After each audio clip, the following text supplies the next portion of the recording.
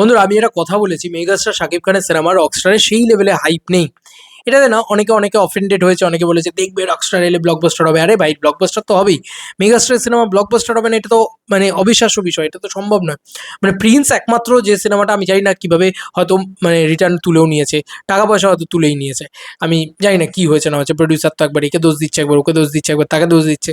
যাই হোক, যেটা বলার সেটা হচ্ছে প্রিন্স সিনেমাটাই একমাত্র যে সিনেমাটা আমি অবাক হয়ে গেলাম দেখে। দরদও কিন্তু টাকা তুলে নিয়েছিল, কিন্তু ব্যাপারটা হচ্ছে প্রিন্সই একমাত্র সিনেমা যে সিনেমাটা কিন্তু মেগাস্টারের সিনেমা, যেটা একটু আন্ডার পারফর্ম করলো এবং এরম এরম ভাবে আন্ডার পারফর্ম করলো, যেটা মানে মাল্টিপ্লেক্সে তো কালেকশনই হলো না, সিঙ্গেল স্ক্রিনেও একটা আহ, মানে কাইন্ড অফ কালেকশন হলো, কিন্তু সে একটা ম্যাসিভ কিছু হলো না।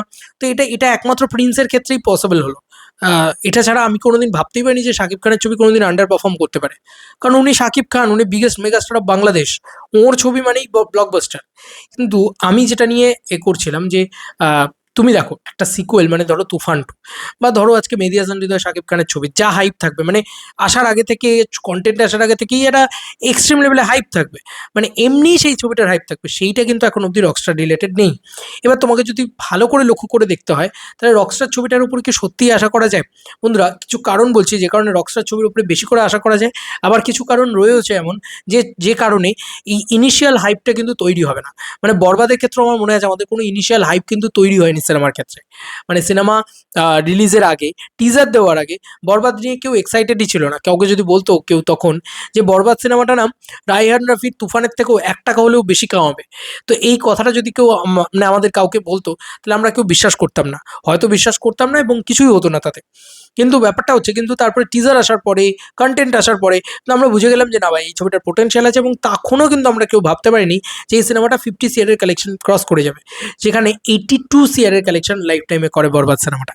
তো এবার বরবাদের মেকার্সের উপরে একটা ভরসা চলে এসছে, প্রশংসা চলে এসছে, এবং সে শাকিব খানকে দারুণ প্রেজেন্ট করতে পারবে। তাই সেই ছবিটার পরবর্তী ছবিটার কিন্তু হাইপ আছে, একটা এক্সট্রিম লেভেলে হাইপ আছে। সেটা কিন্তু কখনোই একটা নতুন ছবির ক্ষেত্রে থাকবে না, এটা খুব স্বাভাবিক বিষয়, তাই না?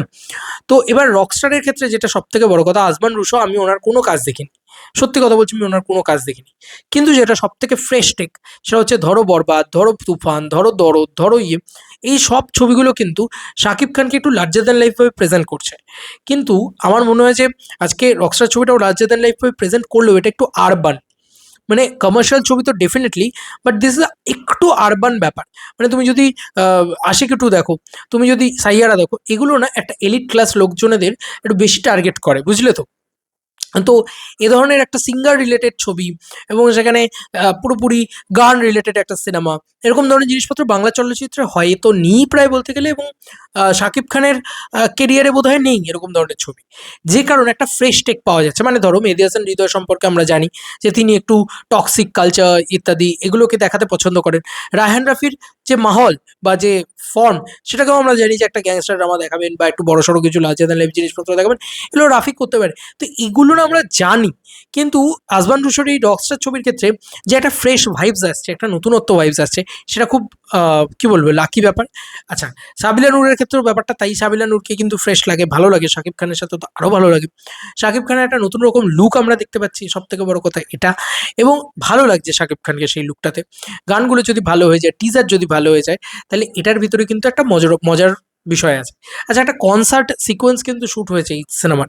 সেক্ষেত্রে এ ধরনের জিনিসপত্র এ ধরনের সিনেমার ক্ষেত্রে হবেই, খুব স্বাভাবিক বিষয়। রকস্টার যখন শুটিং হচ্ছে, কনসার্ট দৃশ্য শুটিং হবে, সেটা তো খুব স্বাভাবিক। সেখানে কিরকম ধরনের গান থাকছে, দেখবে একটা জায়গা রয়েছে সাইয়ারাতে, যেখানে গোটা স্টেডিয়াম সাইয়ারা তু তো বদলা নেই হ্যাঁ, এরকম ভাবে গানটা গায়। ওই জায়গাটা ব্যাপকভাবে ওয়ার্ক করে গেছিল।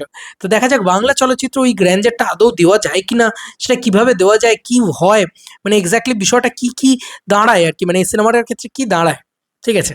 তো এগুলোই আর কি বলার বিষয়, যে রকস্টারকে রিলেটেড কিন্তু হাইপ ইনসেন লেভেলে প্রথম দিন থেকে তৈরি হবে না। টিজার দেওয়ার পরে একটা কাইন্ড অফ তৈরি হতে পারে, আর যদি গান ভাইরাল হয়ে যায়, তাহলে ওই কিছুদিন তো একটা ভালো রকম একটা বাবল থাকবে। তবে এটা না একটু একটু মোর জেনজিদের জন্য বানানো কাজ, অনেক বেশি জেনজিদের জন্য। এবার যদি ভালো হয়ে যায়, আর যদি সত্যি কোনো সাদৃশ্য না থাকে, সাইয়ারা থেকে শুরু করে ইন্ডিয়ান যত এ ধরনের রকস্টার রিলেটেড ছবি হয়েছে, মানে অরিজিনাল রকস্টার হোক যাই হোক, সেগুলো সব ছবি থেকে কোনো যদি সাদৃশ্য না থাকে, যদি ছবিটা একটা নতুন ভালো গল্প বলতে পারে, মাই গুডনেস, এই ছবিটা যা ক্রিয়েট করবে না, যেটা বরবাদ করতে পেরেছে, একটা ভালো নতুন গল্প বলেছিল বলে আমাদের ইন্ডিয়াতেও বেশ একটা ক্রেজ তৈরি করতে পেরেছিল, সেটা রকস্টারও তৈরি করতে পারে। এবং রকস্টার তো ডেফিনেটলি ব্লকবাস্টার হওয়ার একটা বড় জায়গা থাকছে। ওই যে বললাম, একটা নতুন টেক, একটা নতুন গল্প, একটা নতুন ফ্রেশ ভাইব, এই কারণে কিন্তু রকস্টারের ওপরে আশা তো করাই যায় যে এই ছবিটা দারুণ ব্যবসা করবে।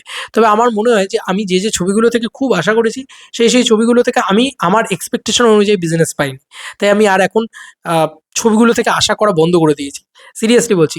এবার তাহলে যখন আশা করব না, তাহলে হয়তো মানে আশানুরূপ ব্যবসা হবে বা আশা রাখবে আমার, তাই আশা করাই ছেড়ে দিয়েছি। যেটা ব্যবসা করবে সেটা নিয়ে সেলিব্রেট করবো, ব্যাস দ্যাটস ইট। এবং মেগাস্টারের ছবি বলে কথা, এমনি সেলিব্রেট করবো। তারপরে যদি ভালো চলে তো ভালো বলবো, যদি খারাপ চলে তো খারাপ বলবো, যা ভালো লাগবে ভালো বলবো, যা খারাপ লাগবে খারাপ বলবো। অনেস্টি ইম্পর্টেন্ট, কি তাই তো? তোমাদের আর কি মতামত জানিও কমেন্ট সেকশনে। চলো বন্ধুরা, নতুন কোনো ভিডিওতে দেখা হবে, বাই।